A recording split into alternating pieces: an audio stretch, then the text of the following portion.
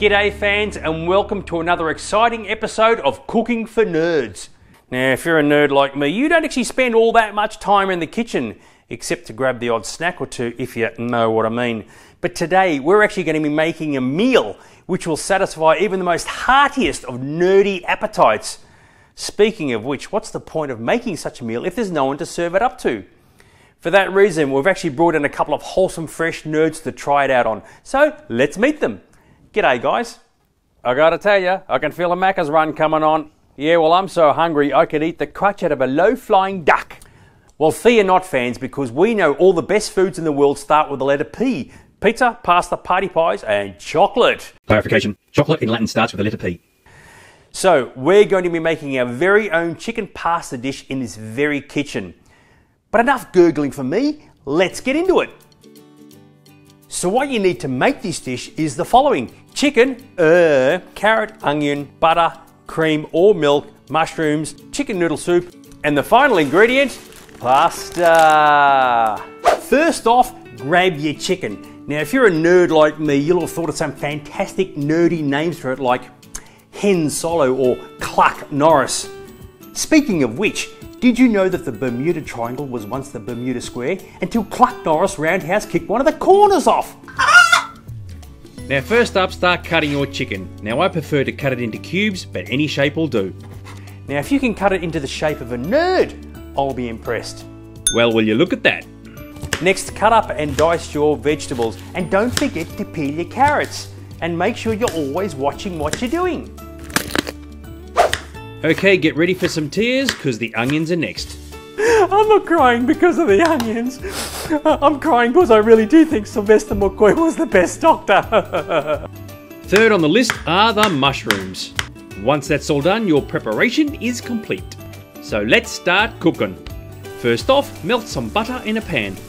Now if you're not sure what size to cut your butter, just pretend it's a teeny weeny little monolith from 2001.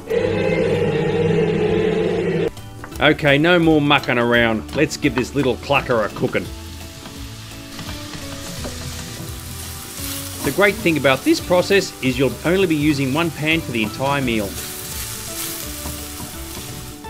Now make sure your chicken is fully cooked and put aside before you move on to the next bit. After you've cooked the chicken, be sure to give the pan a rinse, but don't bother putting it away because we're going to be using it again right now. Just as you did before, heat up some butter in a pan, then add your carrots and your onions. Don't worry about adding the mushrooms just yet, they'll come later. The reason is because carrots and onions take longer to cook, and you'll know they're cooked when they start to change colour. Next up, add some chicken noodle soup with a cup of boiling water. This is effectively the stock, and it'll make the meal more enjoyable than binge watching the entire Firefly series in one sitting.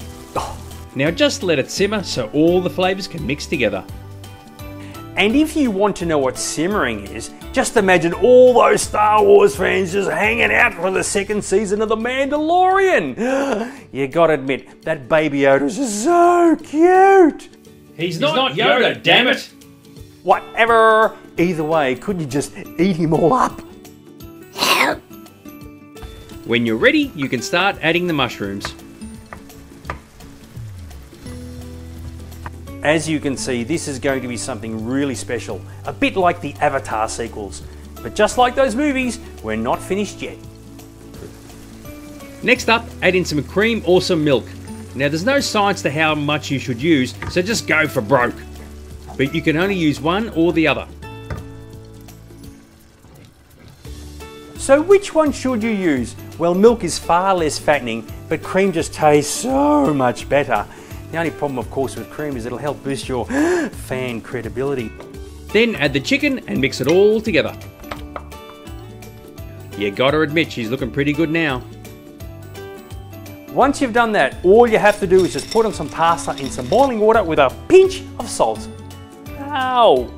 The final step to the process is to drain your pasta, obviously, then add it to the mix, making one fantastic cohesive meal. Overall, the entire thing will take less than 30 minutes to make. Once you've mixed it all together, just let it sit for 1 minute before you start plating it up. You know, I should rename this dish the Starship Enterprise, because you gotta admit, it really is a thing of beauty. The only thing left to do now is just serve it up. There you go, fellas. What do you think of that? That's El Nerde. Well, there you go, fans. How good is that?